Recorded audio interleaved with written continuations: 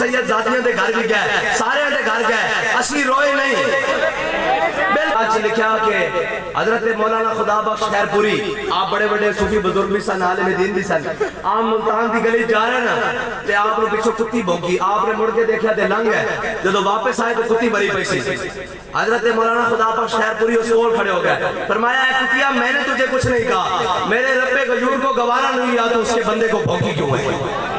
میں نے ایسا سو اسی تو انو اجے کچھ نہیں آکھیا، اجے تا پرائے دھکے لگیں تا جناب رونے نکل گئے، اجے ساڑھے باقی ہیں، اجے تا دین دا ایسا باقی ہے، اجے تا راجہ زہید دا ایسا باقی ہے، اجے تا سرفراز دا ایسا باقی ہے، اجے تا جناب ذوالقرنین دا ایسا باقی ہے، اجے تا عامر دا ایسا باقی ہے، اجے تا بڑے بڑے توڑے کو حساب باقی ہیں، تسی غلط فہمی دا شکار ہو گئے ہو، اجے نا جناب تو انو گھر یاد آ گیا، بیگمہ یاد آ گیا کہ گھر میں کوئی نہیں تھا، میں کہا ہے کسی سید ذاتیاں دے گھر بھی گئے، سارے دے گھر گئے، اسی روئے نہیں، بالکل نہیں روئے،